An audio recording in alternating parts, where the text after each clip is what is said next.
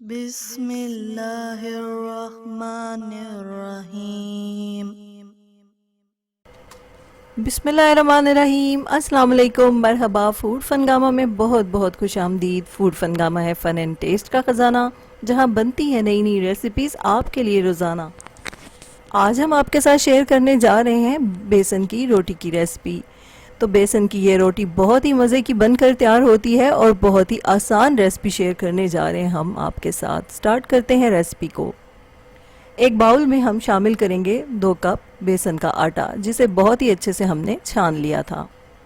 कुछ मिसाले शामिल करेंगे। हाफ टी स्पून कुटी हुई लाल मिर्च, 1/4 टीस्पून हल्दी, हाफ टी स्पून सुरख मिर्च, 1 टीस्पून नमक, 1/4 टीस्पून अदरक का पाउडर और 1/4 टीस्पून लहसुन का पाउडर। अब शामिल करेंगे 1 टीस्पून ज़ीरा पाउडर। इसको हाथों से अच्छे से क्रश कर लेंगे, इससे बहुत ही अच्छा फ्लेवर आता है। 1 टीस्पून धनिया को भी हाथों में अच्छे से क्रश कर लिया हमने। और अब यहाँ पे शामिल करेंगे 1 टीस्पून मेथी। तो बहुत ही फ्लेवरफुल बनकर तैयार होती है ये बेसन की रोटी। अब हम इसमें शामिल कर रहे हैं धनिए और पुदीने के पत्ते, और 2 हरी मिर्चों को हमने 1 टेबल स्पून सिरका डालकर पेस्ट बना ली, उसे भी शामिल कर दिया है। बहुत अच्छे से तमाम चीज़ों की मिक्सिंग कर लेंगे और पानी शामिल करते हुए इसे अच्छे से मिक्स कर लेंगे। तो 2 कप बेसन में हमने तकरीबन इस्तेमाल करना है 1.25 कप पानी। तो हमें इसकी बहुत ही पतली सी पेस्ट नहीं बनानी, हमें ज़रा थिक पेस्ट बनानी है। तो थिक पेस्ट बनाने का फ़ायदा ये होगा कि आपकी जो रोटी है वो ज़रा जल्दी पक जाएगी। अगर आप बहुत ही ज़्यादा पानी का इस्तेमाल इसमें करेंगे तो फिर ये रोटी पकने में बहुत टाइम लेगी। तो एक प्याज को लेकर उसकी पेस्ट बना ली है, उसे भी इसमें शामिल कर देंगे।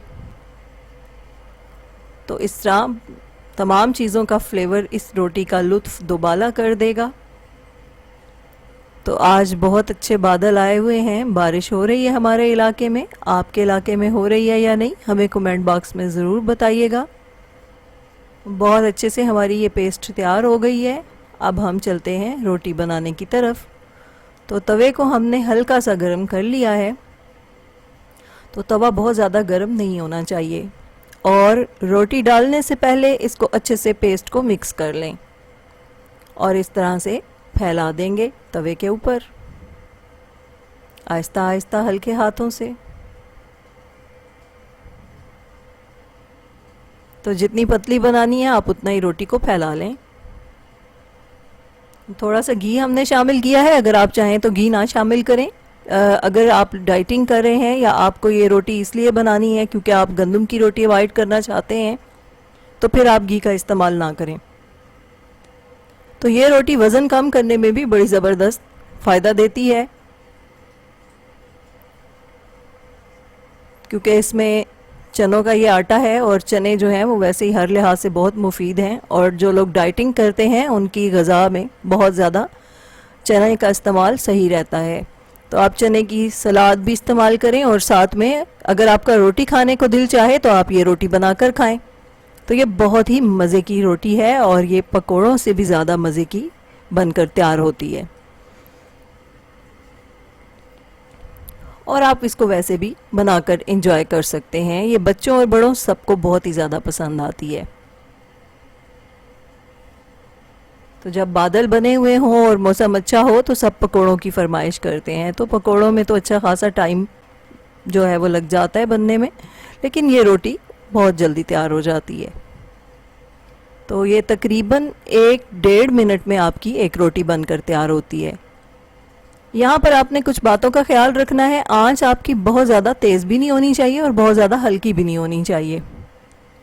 और बेसन जो है वो पकने में कुछ टाइम ज़रूर लेता है गंदम की निस्बत। तो आपका जो फ्लेम है वो मीडियम टू लो होना चाहिए, ताकि बेसन बहुत अच्छे से पक जाए। तो बाज़ दफ़ा ऐसे होता है कि ऊपर से तो रोटी पक जाती है लेकिन अंदर से कच्ची रह जाती है। तो इन तमाम बातों का ख्याल रखते हुए जब आप ये रोटी बनाएंगे तो बहुत ही ज़बरदस्त रोटी बनकर तैयार होगी। शुगर के मरीज़ों के लिए भी ये रोटी बहुत ही ज़बरदस्त है, और डॉक्टर भी उनको ये मशवरा देते हैं कि वो बेसन की रोटी इस्तेमाल करें। और ये बहुत ही ज़्यादा नरम बन के तैयार होती है और ये बुज़ुर्गों के लिए भी बहुत ही ज़बरदस्त है। तो हमारी ये रोटियां बनकर तैयार हो गई। हम इन्हें अचार और चटनी के साथ सर्व कर रहे हैं। आम की चटनी इसके साथ बहुत ही मज़ा देती है। तो जब बनेंगे इस तरह के पकवान, दिल पुकारेगा फ़बीयजी आलाए रब्बिकुमा तुकज़्ज़िबान। हमारी दुआ है आप रहें खुश और शादमान, दुनिया के साथ आखिरत भी हो आपकी आसान, तो कभी ना आए आप पे कोई भी इम्तिहान, अल्लाह हो आपका मुहाफिज़ व निगहबान। फूड फनगामा इंशाल्लाह हाजिर होगा लेकर नई रेसिपी, नया उन्वान। फूड फनगामा की रेसिपीज़ को लाइक कीजिए, शेयर कीजिए और फूड फनगामा को सब्सक्राइब कीजिए। इजाज़त चाहते हैं, अल्लाह हाफिज़।